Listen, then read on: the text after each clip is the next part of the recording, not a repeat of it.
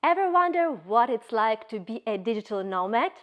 Either any etiquette to live, work, and collaborate respectfully. How to find community in such place like Bali. Kieran Hadley is from New Zealand but has called Bali home for over 2 years. He is an anxiety and meditation coach and he will share with us his digital nomad experiences.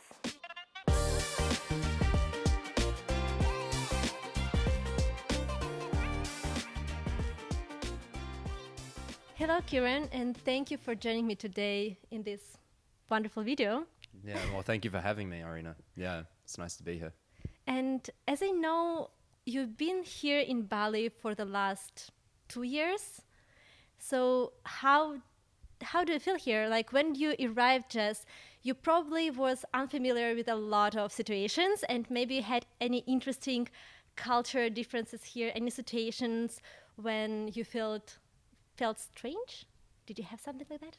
Yeah, well, firstly, so I've been here 2 years total, but I've only been here for the last 1 year because I was here in 2019 for the year. So already I noticed there were vast differences between 2019 and 2024. But yeah, I love living here. Firstly, did I notice anything strange? I would say probably pointing out the differences will make this a little bit more easy to explain. I definitely noticed the first time I came. I spent a little bit more time partying and surfing a lot. So I was around a lot of Australians and British people. And this time around, since I've been here, I've been just focusing on business and university. And I would say I've met a lot more Ukrainians, Russians actually, and especially since what's been happening as well through the world. It explains why there's a lot more of them here as well. I would say I've met a lot more Europeans as well this time around. In particular, there's a lot more of their culture coming into Bali. So, for example, paddle is a very common sport here now, and they've really brought their sport over. So you'll find just in Canggu alone, like 3 or 4 different paddle centers where you can just go and play paddle. Yeah, so I'd say these are probably the main strange things, is just how influenced Bali's become from the Western world. It's very fascinating. So you're a digital nomad, right? And you spend mostly time with foreigners, or you have also Balinese people? Yeah, good question. So I mostly spend time with foreigners because I find I relate a lot more to them. However, I do have some friends that are Indonesian. One in particular doesn't even speak much English, but we do a lot of running together because I'm really into my running. So, and then I've got another Indonesian friend here who's also into his running, but he's got great English. So he's from Jakarta, and generally people from Jakarta tend to have quite well established English. So you'll find that a lot of Jakartans come here to Bali, which a lot of them do. Have great English. So do you have any connections with Balinese people in the culture sphere? Like, do you contact them? I don't know, maybe you spend culture evenings and having traditions with them, or not really? So I've got these two friends, Gide and Komang. And these two I met actually up in Second. So when I was staying up there in a guest house, one of them there was visiting his brother who owned the guest house, and I became friends with those two. So I've got one of them as a contact on WhatsApp, and so he follows me on Instagram as well, so I know he watches my stuff.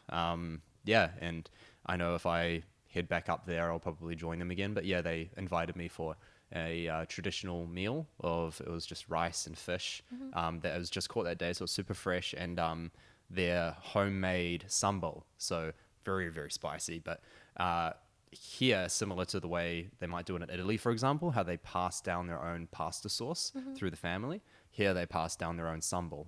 So yeah, I got to have some traditionally homemade, family-made sambal. Yeah, when I was there. Interesting. Sounds like it's really tasty. I mean, it's very spicy, very spicy. It was quite tasty, and it goes really interestingly well with the rice and the fish. But yeah, very spicy. They love it though. Yeah. As I understand, if you live in Bali, it's impossible that you don't go to cafes. So a lot of time you are spending in cafes, right? I would say this time around, I spend a lot less time in cafes, mainly because I've got a really great space at home, and I can very well focus at home. So I focus well at home, and occasionally, if I need a change of pace and want to change my environment, then I'll go to a cafe that's quite quiet. Usually, there's a lot of really well established cafes for digital nomads, right? So they cater towards them. They'll have PowerPoints everywhere, great Wi-Fi, and some of them even will have like digital nomad hub spots where you'll go. There's the main cafe, and then there's like a separate area for people to work, and you sort of go into that room and you can do your work there. Oh, I think once I've been to a cafe and they said like, oh, if you're working on the computer, you cannot sit on the normal table. You need to That's sit on right. this like big shared table. That's right. Yeah. Okay, so do you have any etiquette rules in the cafe for digital nomads? Definitely spend a lot of time there with other people, so you communicate to them, you share space. Are there any tips how to behave there, to how to act there respectful to others? Yeah, I'd say it's more just keeping to yourself and focusing on your own thing and not disturbing others where you can. As you mentioned earlier, a lot of cafes have a digital nomad space or like a workspace. And so rule number one would be if they have one of those, you only work there. If you're in the other areas, you don't open your laptop, you just, you're there to chat and to eat and to drink. But the other rules would just mainly be just not disturbing the guests there. And especially if it's not really a place that tends to attract a lot of working type people. And they've got a high turnaround, then probably not seeking out those cafes for working because, it's probably disturbing the business there as well because you're holding a table that, is precious for them. Yeah, and, not many cafes, or not every single cafe, I should say, are ready to take on, digital nomads who want to sit there for 6 hours and order one coffee. So, yeah. Can be two. Yeah, or two coffees, yeah. Okay, and when I was in different cafes, I experienced when I'm getting a bill, service charge is all the time included. Should I pay after that also additionally tips or not really? So it's completely up to you. So there's no etiquette around specifics when it comes to tipping. So I tend to tip if someone's really focused a lot of energy on me. Then I'll definitely tip because I can see they've put in the effort. And a lot of them do put in a lot of effort, which is super lovely. But the majority of the time, I'm only really interacting with people on Gojek, so who are delivering my food. So I'll tip them. On the app itself, there's a option to tip. 5,000 rupee or 10,000, 15,000, and I just tend to do that. So it is common to tip, but it's not expected ever. It's never expected. You'll never find them insinuating sort of the idea that you should tip. You'll never find them almost like prying for money from you. You'll never find that. It's a respect thing from their end as well. And they want to respect, your willingness or unwillingness to tip. And it's similar to back in New Zealand. In New Zealand, it's actually quite rare to tip. Only really in hospitality where you find occasionally someone will provide a tip. So I find it quite similar here. But because you'll get a lot of Americans coming to Bali, that they'll bring a bit of their tip culture here, right? So they'll tip, which is obviously really great for them. Yeah. Okay, sounds nice. Yeah. So if I will go to any massage salon or I use taxi, it's also up to me. There is no Totally. like better to tip or better not to tip. You'll find most people will not tip. Most people won't. So if you want to be really generous, you can. Okay. But they only ever expect, what it is that they've provided, for the payment. I also noticed that a lot of people are using here mopeds. Yes. And most of the people also have their own moped, not only like renting or something. So is there any moped etiquette? And if it's also the same as, for example, in New Zealand or other places? You're right. Like the moped situation is very interesting. So firstly, you'll find that on the streets it's very busy. So trying to learn to drive a moped here in Bali as it is now, especially in the popular areas like Uluwatu, Ubud, Canggu, Kuta especially, it's so difficult for a newbie. I was lucky enough to when I moved here, I was with some friends who had driven a moped before, so they just sort of instructed me. I'd driven a motorbike before a few times before on off road, so a dirt bike. So I had some comfort there, so I could just jump on, and it's quite stable as well. They're quite stable machines. Yeah, so compared to New Zealand, it's drastically different. In New Zealand, firstly, mopeds aren't very common and popular. If anything, people will get a motorbike instead, get a motorbike license and go that route. But for here, you'll find that motorbikes can even be inconvenient because you can't even go very fast unless you're on the highway, where you might go 80 or 90 kilometers an hour. And when you head off the highway, you'll find that you're drastically slowing down. You're going to go 30 or 40 kilometers an hour. So a motorbike is almost pointless. Plus the mopeds, you can weave between cars. So you'll find a lot of people weave between cars. People will even go onto the pathways to get past some cars and then get back on the road, which is quite common. So people are not just avoiding cars, they're also avoiding people on the It's footpaths. good. Like it's normal here. It's very or- normal, Okay. very normal. Yeah, in fact, if you want to drive safest, you drive like a local, and that's what the locals do. So, yeah. Otherwise, you'll get stuck behind cars. You'll probably get in people's way, even. The tendency, because it's left side driving here, is to actually keep to the left of the left hand side of the road if you're going slower, and then as you speed up, you sort of go to the right side. The idea is to keep your line as well, and always check before you move your bike even slightly to the left or the right. So that's sort of the tendency here. Yeah, Thanks. yeah. So do you have a lot of friends here, probably, right? Mm. If you've lived here for so long, how to find new friends here? Because if I imagine that I come here, the first what I think about is new community. Where should I go to find this new community? Yeah. Well, it depends what you're interested in. So firstly, there's some really great WhatsApp groups and Facebook groups you can join. So when on first arriving, you decided to live in, say, Canggu, you could go Canggu Community on Facebook, and you'll find on Facebook there will be one. And you can even post on there, hey, these are my interests. I'm really wanting to find a community of people here that are interested in the same things. Where can I find them? And you'll find that you'll get multiple people very likely replying. Wow. And so that way you can just find a community that way. It's really easy. You could also just spend time partaking in your hobbies, and you'll just naturally meet people that way because there's so many international people here that are also on the same boat. So because so many people are collectively coming from all over the world, they're all in the same boat as you, wanting to meet other people as well. So it's so easy to meet people that way because unlike moving to a place like Australia, for example, where you're entering a network of people that already have their network and community, it's a bit more difficult to go into an established community that's already got their people.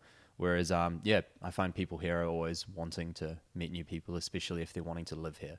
So for example, if you join a run club, I mean 60% of my friends here in Bali are from run clubs.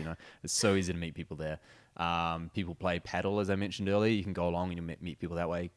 Co-working spaces is how I actually made my first friends when I moved to Bali in 2019.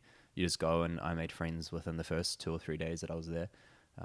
So there's some, and also guest houses. So I would suggest. What is that? So a guest house is almost like a on the ground hotel in a sense, but it's a small community. So it'll be usually family owned most of the time by like an Indonesian, and usually there'll be 4, 5, sometimes 10 or even 15, maybe sometimes more little houses on the ground.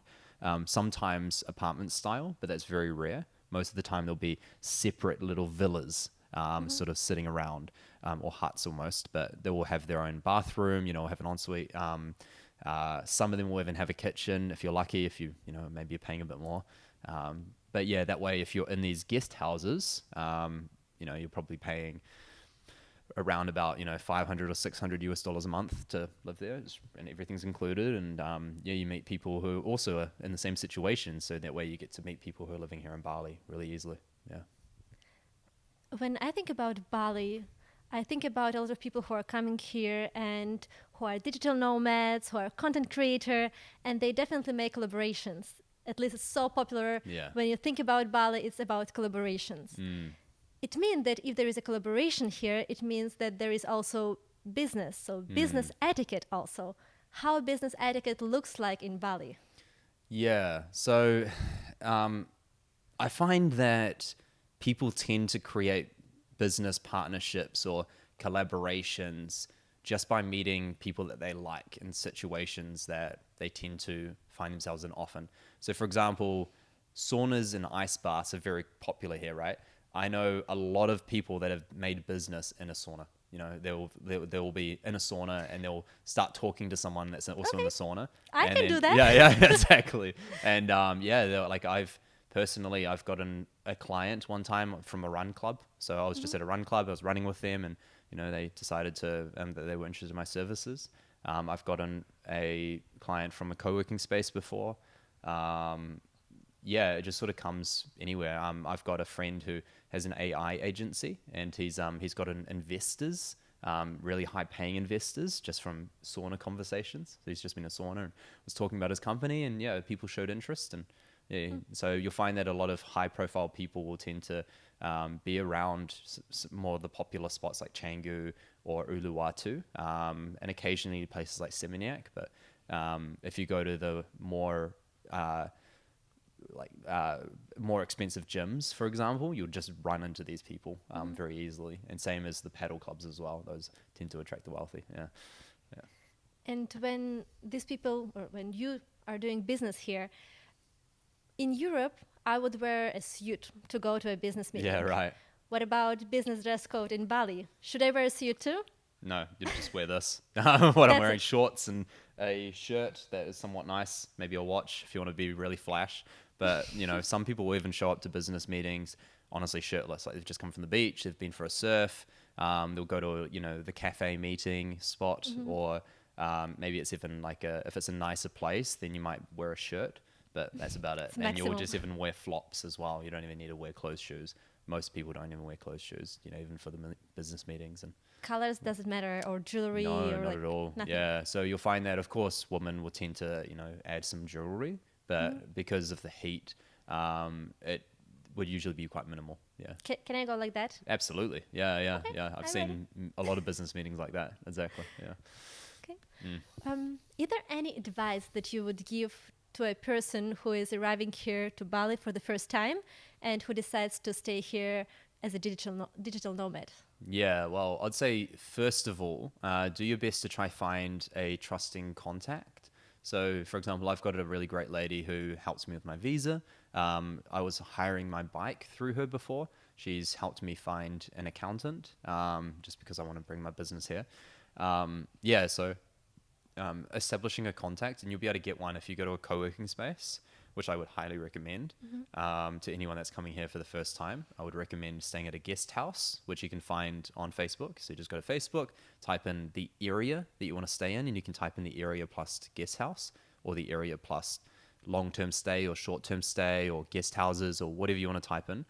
There's so many different ones. So you could just go, for example, Canggu, and you'll find that you'll have a whole list of different Facebook pages or groups that you join, and then you just post, hi, I'm from this place, this is my age, this is my budget, and I'm looking for a place in this area.